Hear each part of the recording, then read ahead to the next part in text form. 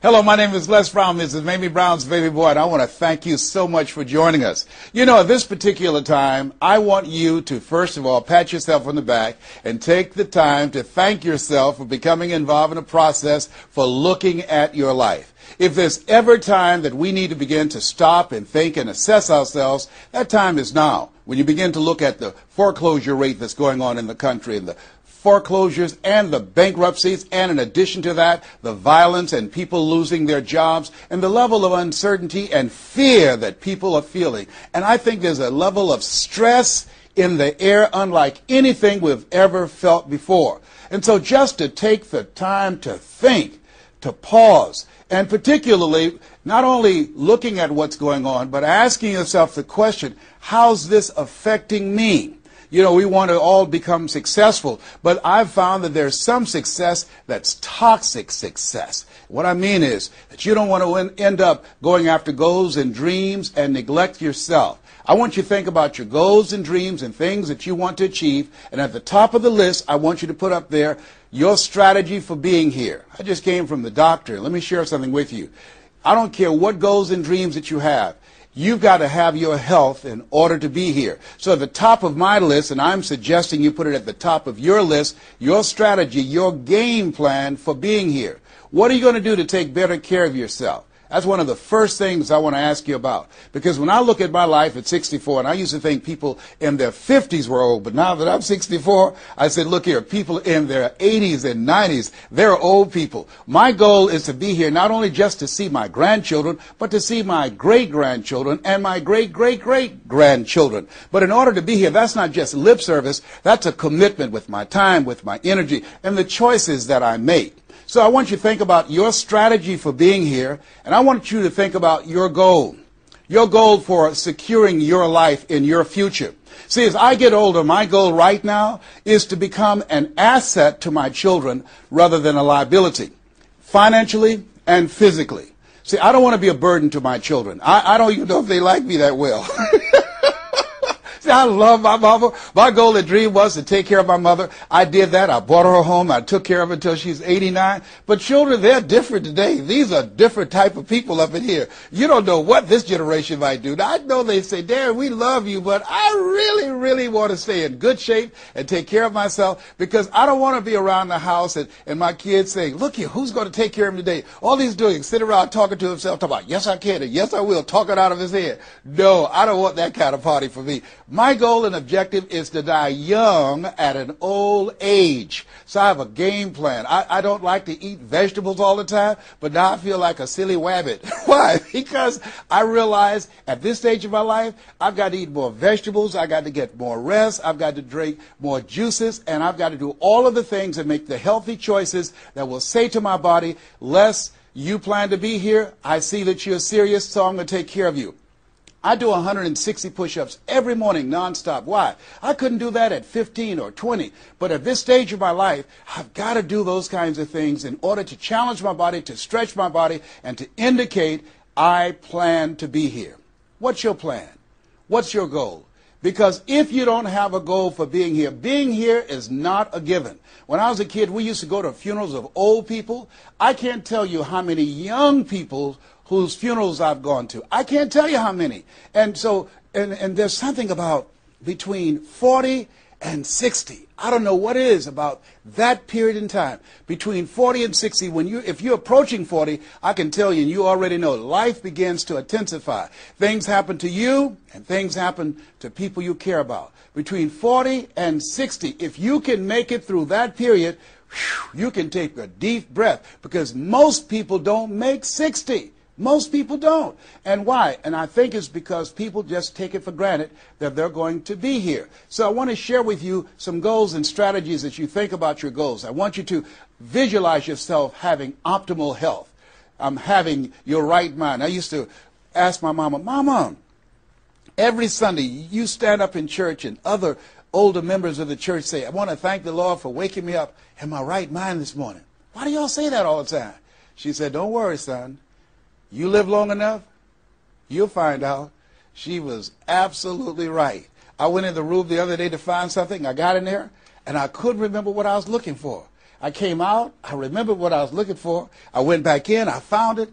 Then I couldn't remember why I was looking for it. One of my children said, Daddy, you need some ginkgo biloba. I said, what's that? She said, something for your memory. I went down to the health food store. I was walking around. The lady said, may I help you, sir? I said, I forgot why I'm here. She said, you need something for your memory. I said, I know. So they took me over to a little section, and I bought the stuff, and then I took it home. Now, I can't remember where I put it. So when I got up this morning, I said, I want to thank the Lord for waking me up in my right mind this morning. See, if you woke up in your right mind this morning, that's a good thing. I called a friend of mine the other day, Miss Williams, said, Miss Williams, how you doing? She said, baby, I'm doing good. She said, I went to the bathroom by myself, not all myself. I said, too much information, too much information. Let me tell you something, but that's a good thing. I know about that. I've been in the hospital. I know what it is not to be able to move. I know what it is to have back challenges. I know what it is to be in pain. So this thing called life, you've got your health. Let me share something with you. That's a good thing. A friend of mine, Bishop T.D. Jakes, said, if you got a problem man or money can solve, you ain't got no problem. I can agree with that. And I learned some things going through that experience. And really, I should say, growing through that experience. My goal at that time was to be here. And trust me, it's better be seen than to be viewed. Are you feeling it, brother? Up in here, up in here. So I want you to think about your goals and dreams. And here's what I want you to do right now. I want you to say to yourself, it's possible. It's possible. And I want you to follow along with this process. As you think about your goals and dreams, I want you to write this down. I'm going to give you some strategies of maintaining this possibility mindset. I want you to write down mindset maintenance. Mindset maintenance. Let me share something with you. The easiest thing that I do every year is to live my dream. That is, helping people to realize their potential, to step into their greatness, challenging themselves, reinventing themselves, to start their own businesses. I've helped over 400 people earn millions of dollars. The easiest thing I do every year is what I do on a day-to-day basis, going into prisons and juvenile detention centers, teaching young people mindset development, how to become effective communicators, how to dress like a prospect rather than a suspect. Those are the easy things that I do. Let me share with you the most difficult thing that I've ever done in my life. And that was to believe that I could do it. That's the most difficult thing that I've ever done in my entire life. To believe that I, Les Brown, who was born in an abandoned building on a floor in a poor section of Miami, Florida, with a twin brother. We were adopted. We were 6 weeks of age by Mrs. Mamie Brown, and I called myself Mrs. Mamie Brown's baby boy. All that I am and all that I ever hope to be, I owe to my mother. I saw a sign once that said, God took me out of my biological mother's womb and placed me in the heart of my adopted mother. To believe that I, Les Brown, who was labeled educable mental retarded, put back from the 5th grade to the 4th grade, failed again when I was in the 8th grade, to believe that I had the ability to live the life that I'm now living.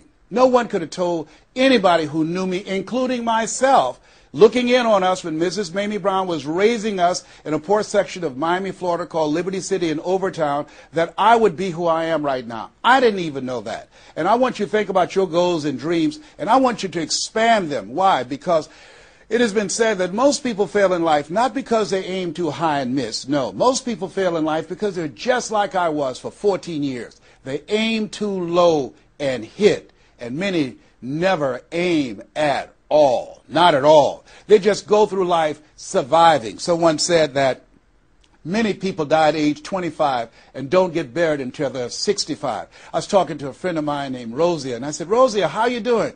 And she said, let me tell you something. Life is a mess. I said, girl, what are you talking about? She said, my life is a mess. She said, you know what? She said, I just was sitting up here thinking, I haven't lived. I haven't lived. She said, I've been working hard all my life, paying bills and taking care of my children, and my children are gone, and I've just been thinking, I haven't done anything. She said, when I die, I don't want when people view my body, I don't want them to say, oh, she had a funny expression on her face. I said, what do you mean by that? I don't want to have an expression that I'm mad. Because if I died right now, I would be mad. I said, why? What are some of the things you'd like to do? She said, travel. I would love to travel. I'd like to see the pyramids. I've never been to Paris. I want to go to Paris. I've never been there. There are things that I want to see, things I want to do. She said, I want to make a difference in young girls' lives, teenage mothers. I was a teenage mother. I want to be able to make a difference in their lives and see the impact that I had on their lives. And she mentioned a variety of things. And I remember a story about a lady who went to the doctor, and she was diagnosed with terminal cancer. And she came home, and she was sitting at a table, and she was drinking some coffee, and all of a sudden, she just looked up and she said, "I refuse to die an unlived life. I refuse to die an unlived life." And she decided that she was going to live. That up to that point, her life was for her family, for her children, for her husband, but she had left herself out of the equation. Have you ever done that? I remember at a period of my life, I was going to work, and I was working on a job that I hated. And at the same time, I was praying that I wouldn't get fired. I was praying that I wasn't laid off. I was miserable. Nobody was holding a gun to my head.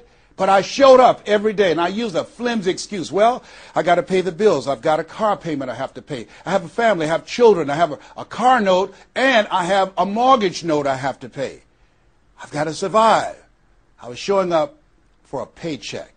Ladies and gentlemen, that's not living. And a friend of mine said, "You know when people change?" And I said, "No." He said, "When they get to the point when they say, 'I've had it. I've had it.'" I think the only reason that you're listening to me right now, the only reason that you're watching this webinar, that there's somewhere in your heart of hearts that you've said, as you looked at your life, you said, "I've had it." And not only have you said, "I've had it," but you said also in your heart of hearts, "I can do better than this." And let me share something with you. You can. Because if anybody told me, and I'm going to share some things with you that I've done, not for the purpose to impress you, but to impress upon you what the possibilities are when you work on your mind and have mindset development. Because I've found that how people live their lives is a result of their state of mind. It has been said, you don't get in life what you want, you get in life what you are. So part of the process, number one, is expose yourself to positive messages. See, what I'm doing right now, I'm distracting the story that's going on in your head right now. How you live your life, how I live my life, how all of us live our lives is a result of the story we believe about ourselves. And most of us are born into stories. I was born into a story where we were poor, but we didn't know it. I didn't know we were poor until I got on a bus with my mother going to do domestic work on Miami Beach. And when we crossed the Venetian Causeway and I saw those big, beautiful hotels, and I was in the homes with my mother making up beds and cleaning, and we ate the food left over from the families that she cooked for. And we wore the hand-me-down clothes of the children that she kept. And I kept saying, "Mama, what is it, boy?" As we got ready to pack up to go back home and to Overtown and Liberty City and all the poverty and filth and the violence there, I was saying, "Why can't we stay here? Why can't we stay here?" She said, "Leslie, we can't." "Why?" "Because we can't." "Why, Mama? Why can't we?" She said, "It's just the way it is. Now shut up." And I kept saying to myself, why is that the way that it is? And I guess I was okay for Wesley and Margaret Ann and Leonard and Angelo and Sharon and Linda, but it wasn't okay for me. I was curious. I wanted to live like Mr. Swiderski lived. I wanted the big car that he had. I wanted that big home that he had. We lived in a 2-bedroom apartment. It was 7 of us, plus Mama.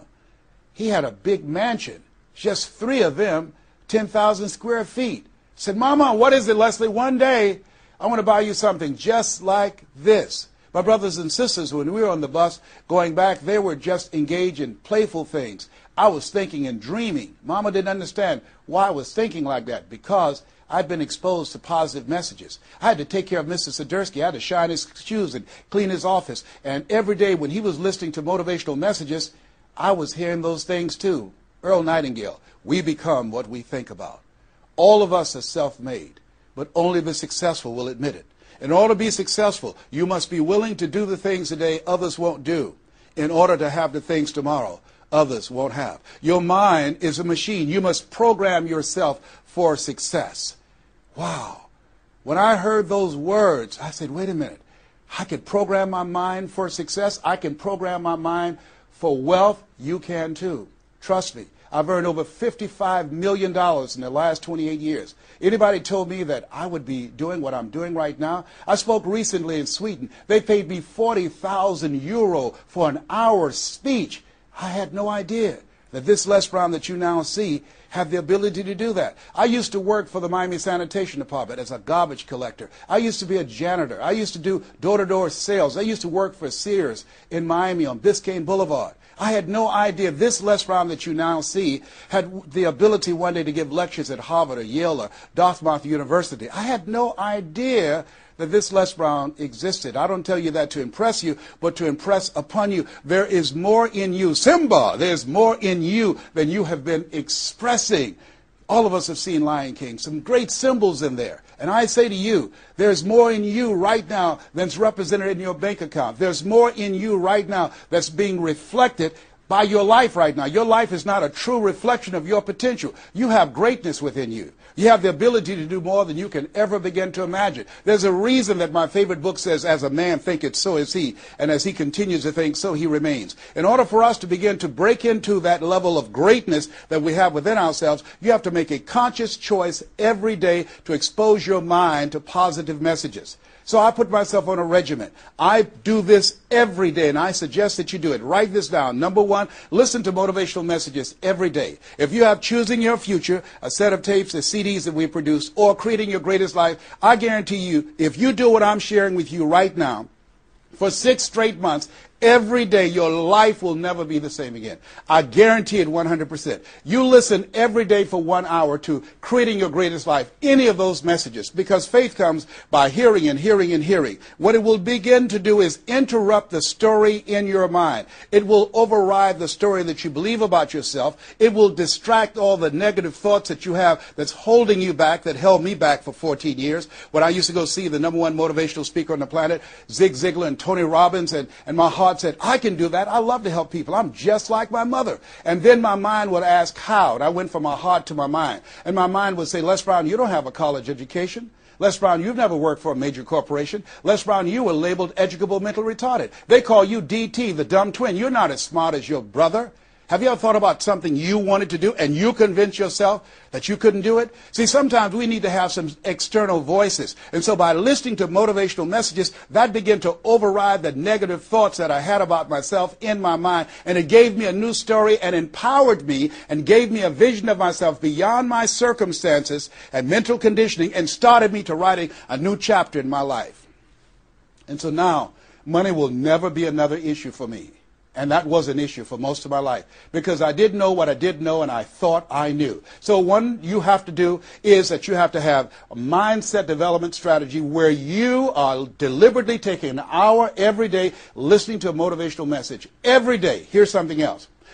Read 10 to 15 pages of something positive every day. Why? And read it with conviction and stay focused. 10 to 15 pages every day. This is 7 days a week? Absolutely. Absolutely. Every day, McDonald's know that you know where they are. Burger King know that you know where they are. But every day they have some advertising. They have billboards. They have radio. They have television. Why? Because by exposing you to those messages, that will begin to impact your behavior. And it will drive you into the place to purchase what they're advertising. Now you're advertising for your greatness. And faith comes by hearing and hearing and hearing and hearing. So you want to listen to positive messages every day. You do this, I'm telling you, your life will never be the same again. And read 10 to 15 pages of something positive every day. I read 2 to 3 books a week. Why? Because I have goals and dreams of things I want to achieve. I want my life to count. I want to make a greater impact. At this stage of my life, I'm working on my children's education. A good man leaves a legacy for his children's children. So I'm working on their education at this point in my life.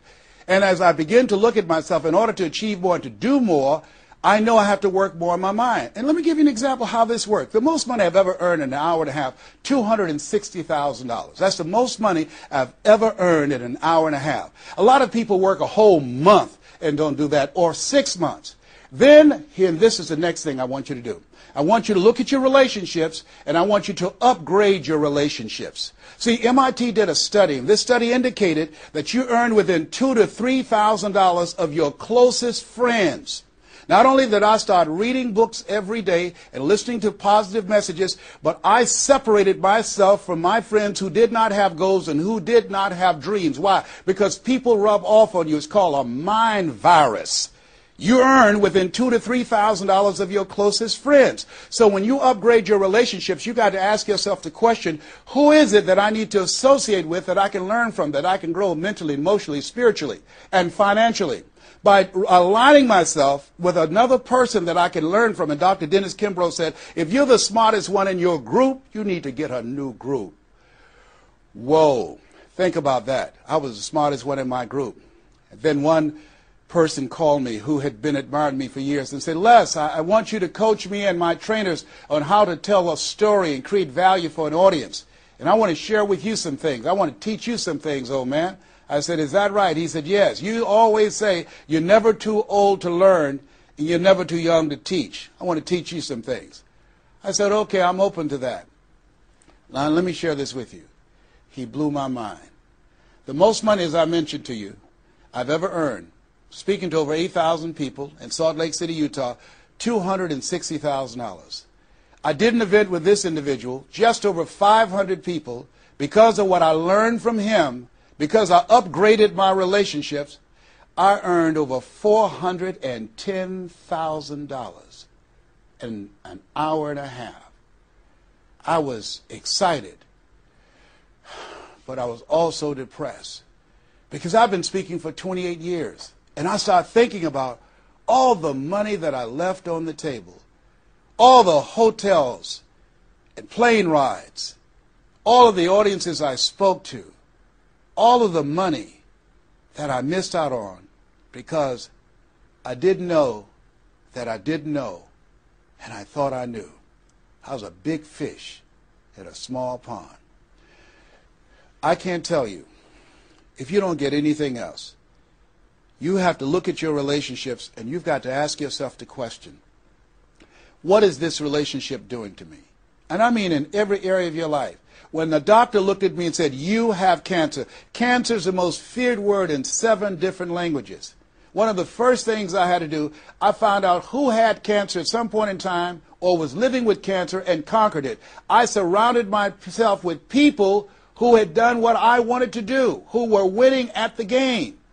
See, it's very important, every area of your life. If you want to improve your health, start hanging around healthy people. They did a 30-year study and said that the reason that most people are obese, it's a mind virus. Listen to what they said. A mind virus is communicated mind to mind. That if you have a friend that's fat or you marry somebody that's obese, you have a 41% to up to 161% of becoming obese yourself.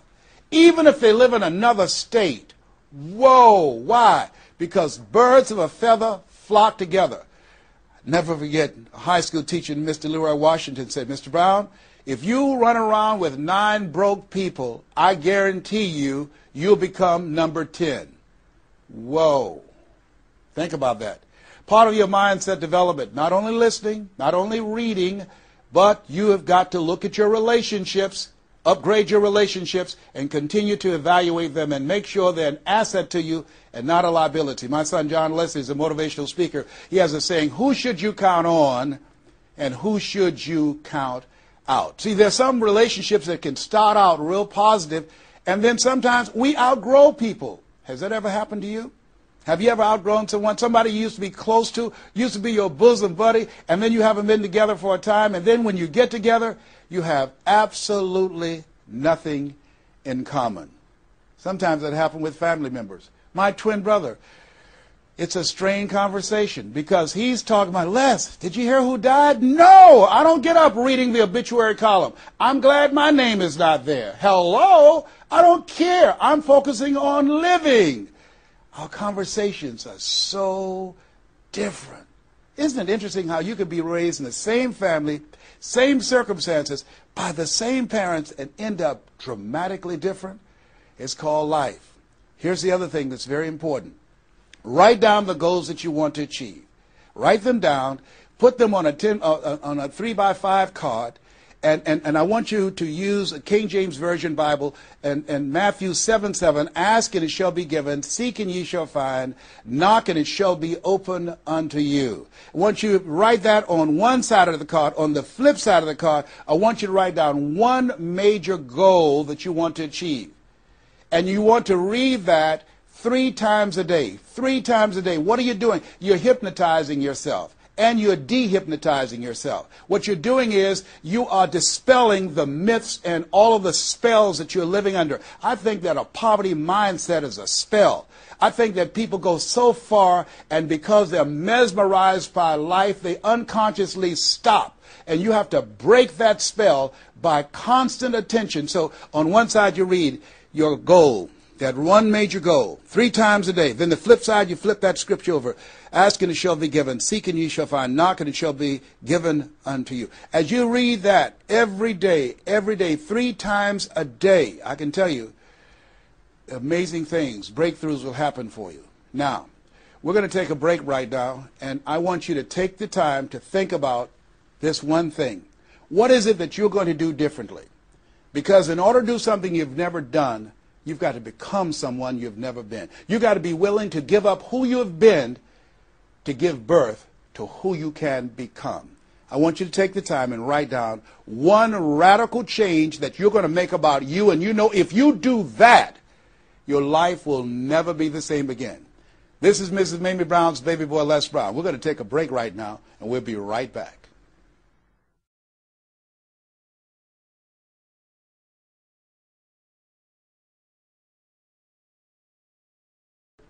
Hello, this is Les Brown, Mrs. Mamie Brown's baby boy. I hope you took some time to really go within because, see, no one knows you like you. You know what it is that you need to work on.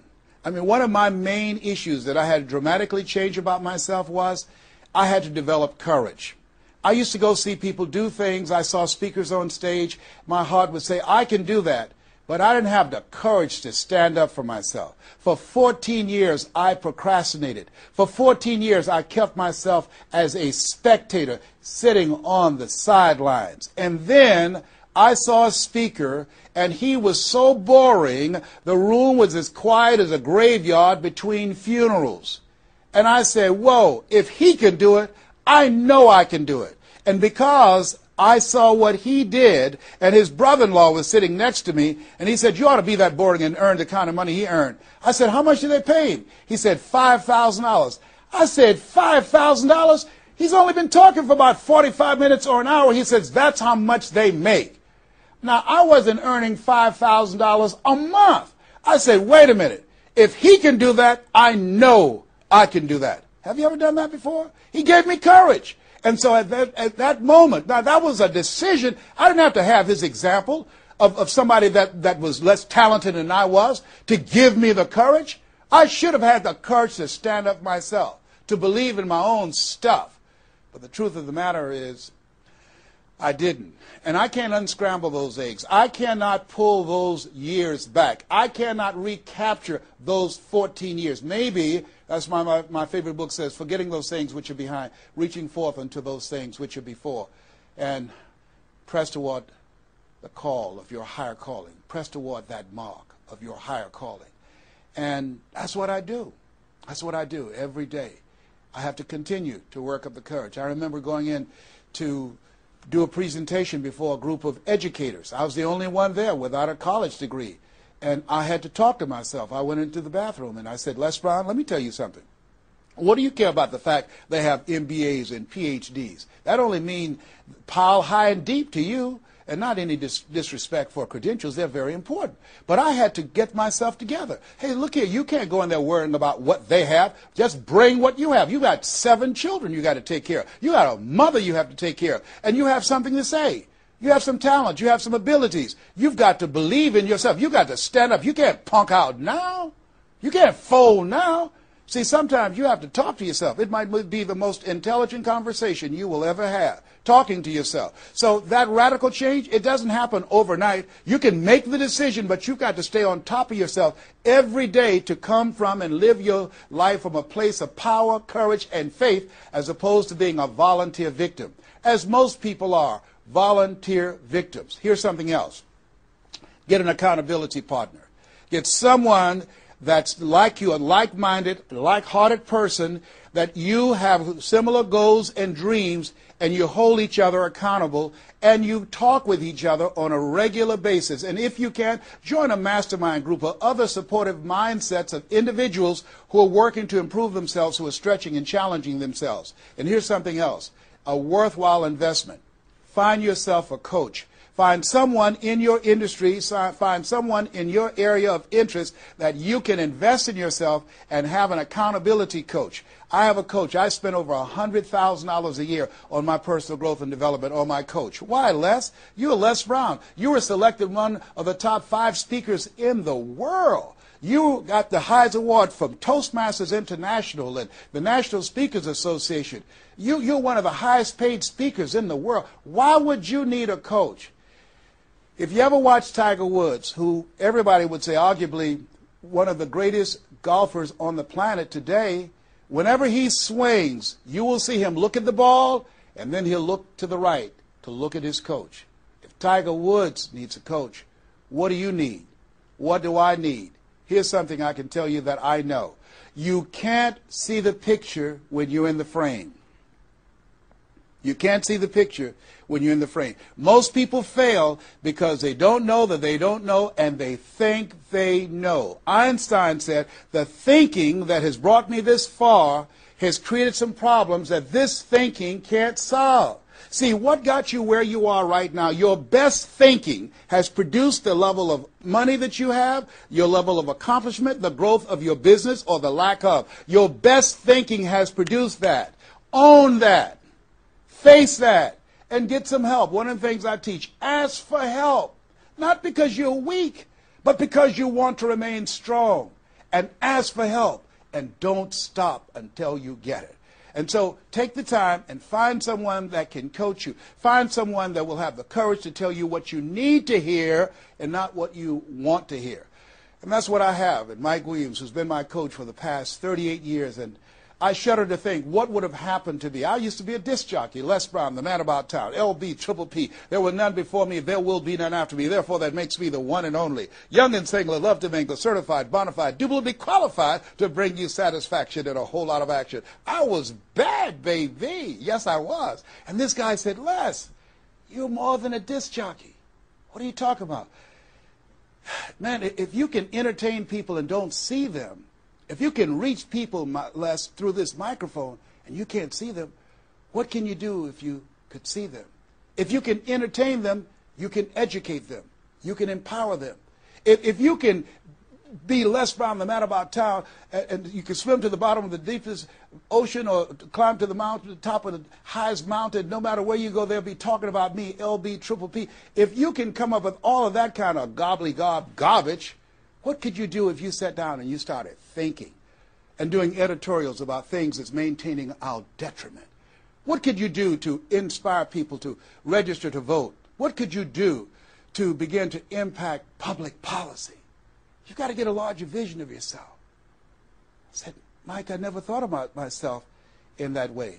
See, has anybody ever seen something for you that you didn't see it for yourself?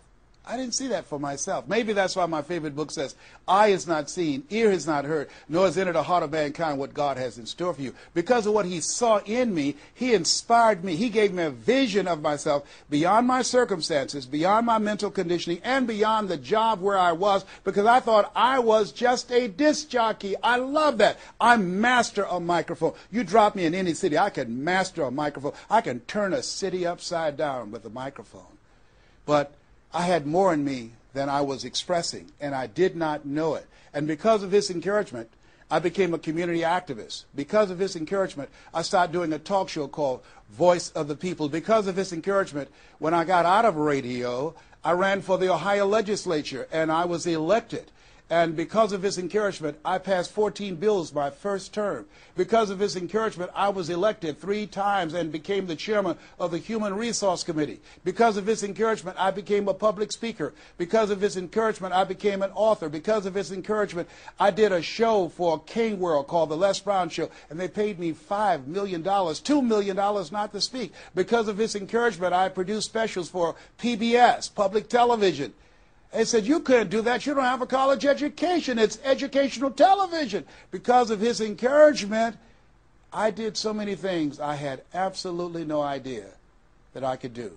I encourage you to live full and to die empty. There's more in you right now than just working on a job where they pay you just enough to keep you from quitting and you work just hard enough to keep from getting fired. And when you make the decision and identify that key area of your life that you need to make a radical change, things will begin to open up for you. Now, here's the other thing that's very important. Once you identify your goal, I want you to get, if possible, a visual picture of your goal. My major goal was to buy my mother a home. I got the picture of the home with a 12-foot swimming pool and a basketball court on a golf course. I bought that home for my mother. It cost just over $400,000, 10,000 square feet. I had a picture long before I had the money and the down payment to get it. My goal was to be known nationally and internationally as a speaker. I had that goal. I had a card that I had on one side, asking and shall be given, seeking ye shall find, knocking and shall be opened. On the other side I had, I'm the world's #1 orator. I produced that result in my life. I had a goal of becoming a talk show host. I used to watch Phil Donahue, and I put my picture on the screen of the television as I listened to the program. I visualized myself there, and I was called by King World Production, and I had my own talk show. Well, it was the highest rated, fastest canceled talk show in the history of television. Well, at least I had one. It's called life. Now, here's something else. You will fail your way to success. Trust me on that. You can have a lot of failures, a lot of disappointments, but you will fail your way to success. Goethe says, that which does not kill you will make you stronger. See, 85% of people allow their fear of failure to outweigh their desire to succeed. That's why you have to be of good courage. You have to have courage. When life knocks you down, I have a saying, try and land on your back, because if you can look up, you can get up. So once you look at and decide the goal that you want to put some things, put a treasure board or a goal board and have pictures of the goal that you want to achieve so you can see it every day when you get up in the morning and the last thing at night. You're programming your subconscious mind where 9 out of 10 decisions that you make comes from there. Here's something else. Not only do you want a physical picture that you can see every day to remind you, to keep you on course, but the other thing that's very important in achieving your goals, writing your goals down in detail and having 7 action steps that you take every day. Now, Robert Schuller said, by the yard it's hard, but inch by inch, anything is a cinch. You want to think about what are the things I need to do every day. Break it down into increments. You have your 30-day goals, and you have your 3-month goals, and your 6-month goals, and your 1-year goals, all right? You want to break it down in increments. What do you need to do starting today? Don't squander any time. There goes a second. There goes another second. There goes another second. And all the power in the world can't bring it back. So what are 7 things that you can do starting today? And then once you do those 7 things, then you work on all the other stuff. But what are the 7 most important steps that you can take that can move you in the direction of your goal? And when I decided to become a speaker, I started memorizing quotes every day. That was one of the goals I had, to memorize quotes. I have probably over 400 to 500 quotes and statistics in my head in all kind of areas. I've spoken at the National Convention for real estate conventions, RE/MAX. I've spoken for doctors and lawyers. I trained over 5,000 doctors last year, teaching doctors how to communicate with their patients to increase their taking of their hypertension medication, to increase their compliance from 30%. I was paid $640,000 in 1 month, Monday through Thursday, 30 minutes a day. A lot of people work a whole year and don't do that. I don't tell you that to impress you, but to impress upon you. You've got greatness in you. You can do more than you can ever begin to imagine. I had no idea this Les Brown you see existed. I had no idea. And the reason that you're watching me now is because you know in your heart of hearts that you can do what I've done and even more. And so as you begin to think about that, think about writing your goals down, listening to motivational messages, changing your relationships, upgrading your relationships, thinking about 7 things you need to do every day, some radical change you need to make in you. There's an old African proverb that says, if there's no enemy within, the enemy outside can do us no harm. Here's something else that's very, very important. As we talked about having a personal coach, the next thing that's important about reaching your goals is this. What is it as you look in your past that's affecting you right now? I saw a movie called Magnolia, a powerful line in that movie. And the movie said, we might be through with our past, but our past is not through with us. Whoa. Let me share something with you I realize about myself. The reason that I procrastinated for 14 years was because when I was in the 5th grade and Mrs. Mary Ford Williams said to Mrs. Crompton, he doesn't belong here. He is slow. He's not like his brother. And they put me back from the 5th grade to the 4th grade. That affected me. I didn't even realize it. They say sticks and stones will break your bones, but words will never hurt you. Yes, they will. But they can also free you up. Because I'll never forget when I met Mr. Washington. It was my junior year in high school. I had been in special education from the 4th grade all the way up to my junior year in high school. My twin brother always made the honor roll. And he said, young man, work this problem out for me. He was a new instructor. I said, sir, I can't do that. He said, why not? I said, I'm not one of your students. He said, look at me. Yes, sir. Work the problem out anyhow. I can't do what you asked me to do, sir. Why? Sir, because I'm educable, mentally retarded. And the students erupted in laughter. They said, hey, he's DT. He said, what's that? He's the dumb twin. He's not Wesley. That's Leslie. And he came from behind his desk and he said, don't ever say that again. Someone's opinion of you does not have to become your reality. That was a jarring statement. On one hand, I was humiliated. But on the other hand, I was liberated. Because he looked at me with the eyes of Goethe, who said, look at a man the way that he is, he only becomes worse. But look at him as if he were what he could be, then he becomes what he should be. And here's what I learned from that experience. I want you to visualize yourself already there. Whatever goal, whatever dream that you have, see the picture complete. See yourself there. Why? We have something at the base of our brains called the reticular activating system. See, you have genius within you, and to prove it, let me give you an example. The other night, I said, I've got to get up tomorrow morning at 7 o'clock. I was at a hotel. I called downstairs and told them to call me at 7 o'clock. The hotel neglected to do it, but I woke up at 7 o'clock on the nose. Have you ever done that before? How did you know when to get up? Hey, that's subconscious mind. Everything we need, the answers are already there. Have you ever seen somebody and said, you know what, I remember your face, but I don't exactly know where. And then later on you say, hey, I know where I saw you, and it came. What happened? The conscious mind sent that thought to the subconscious mind, and it pulled that information up and gave it to you. Now, when you begin to hold the vision of what it is you want to achieve, you stimulate what is called the reticular activating system. It's a network like group of cells at the base of your brain. Let me share with you how it works. Have you ever purchased a car? No one goes to buy a car that has the same color that everyone else has. Has that ever happened to you before? But then once you buy the car and you drive it off the lot, you start seeing it everywhere. Say, hey, where did this come from? Let me tell you what happened. You made an investment. And because you made an investment, that piqued your awareness, that stimulated your reticular activating system. Another case in point. I was at a party with a friend of mine, and we were dancing, and music was blasting. She said, wait a minute, my son is crying, he's at the door. I said, your son's not at the door, because even if he were, you wouldn't be able to hear him. And she stopped, went to the door, opened the door, and there her 4-year-old son was at the door. How did she hear it and I didn't hear it and the other people dancing? It wasn't our child. It was her child. Her reticular activating system picked up his whimpering sound. And I'm saying to you that you have that in you. When you focus on your goals and dreams and you visualize it complete, it will stimulate the reticular activating system and it will lead you there following all the other things that we suggested. Now, not only is it possible you can live your dream, it's necessary that you change relationships, that you get a coach, that you meet with other like-minded people that will hold you accountable, that you write your goals down, that you have 7 steps that you do every day on your goals to monitor to see where you are. But you've got to take full responsibility. If everything works out for you, fine. If you have the money, fine. If you can get the help and support of friends and family members and your spouse, great. But if you don't, all of those things are minor things. The major key to your reaching your goals is you. Nobody's going to work on your dream harder than you.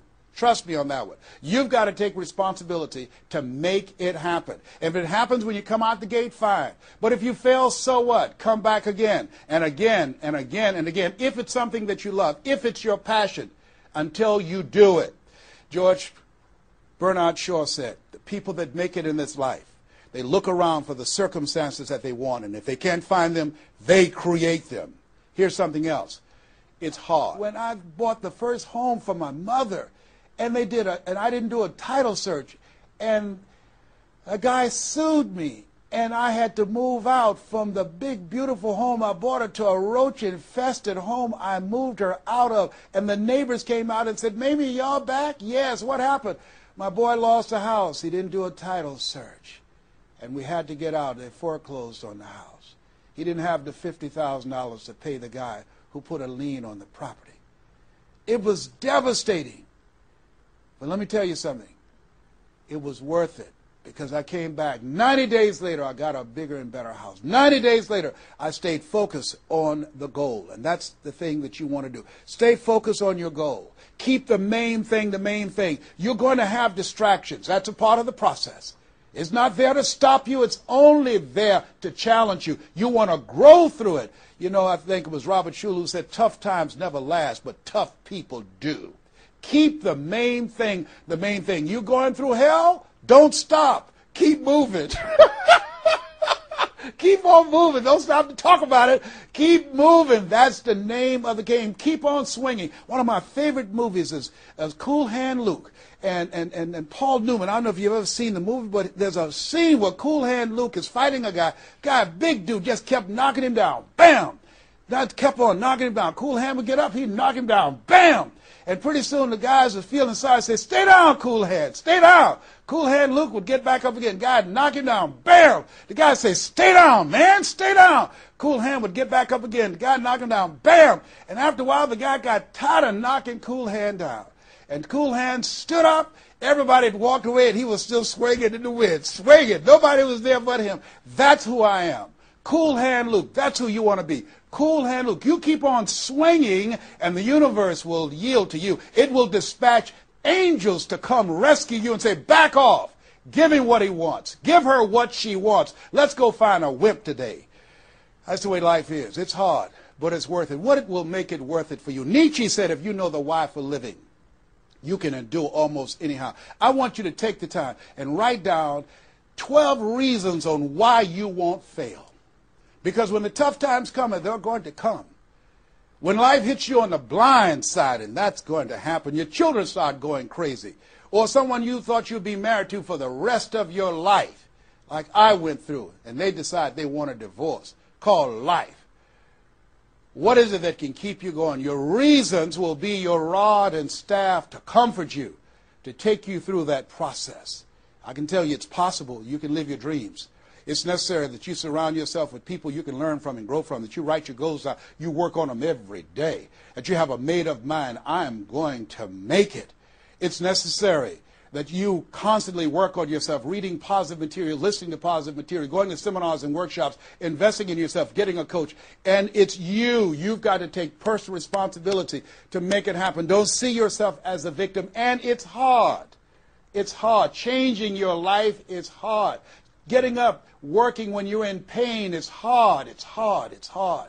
Working when you are trying to make something happen for you and the family, and you go home and you're facing a living hell where you need to refuel and replenish yourself mentally and emotionally and spiritually, and you got a battle in your home base.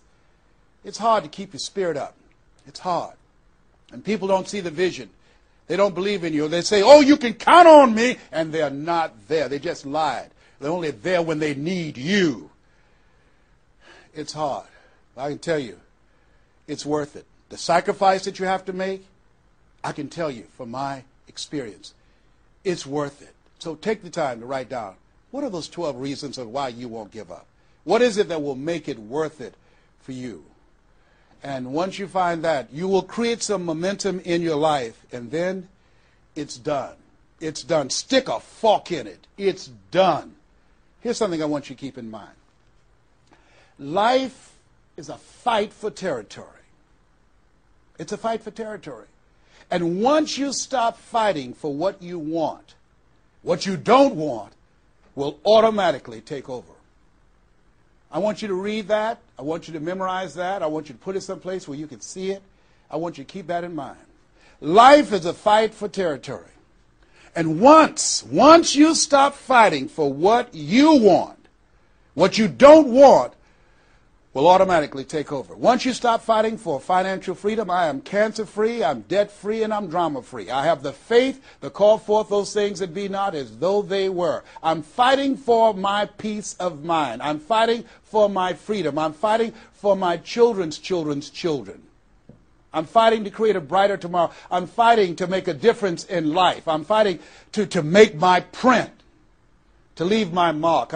I refuse to die and unlive life. And that's what you are doing right now. You're saying to yourself, I refuse to die and unlive life. I want my life to count. I want my life to mean something. I want not to be a burden to anybody. I want to control my own future, to write my own check, to control my own destiny, to do what I want to do when I want to do it, not to answer to anyone else but myself.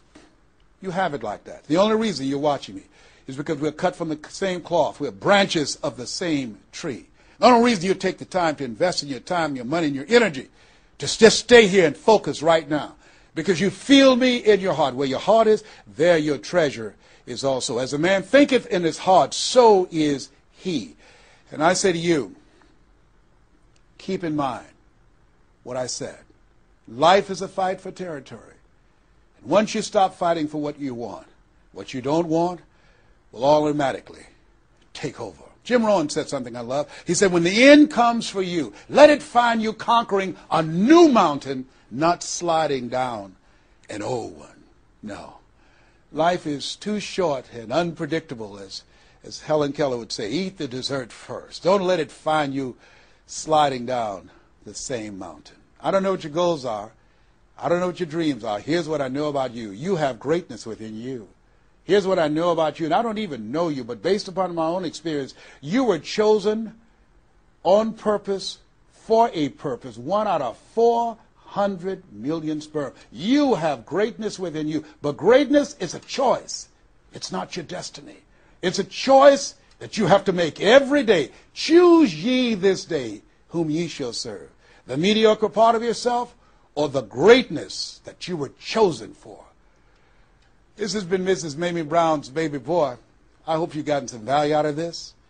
It's been a plum-pleasing pleasure as well as a privilege. God bless you.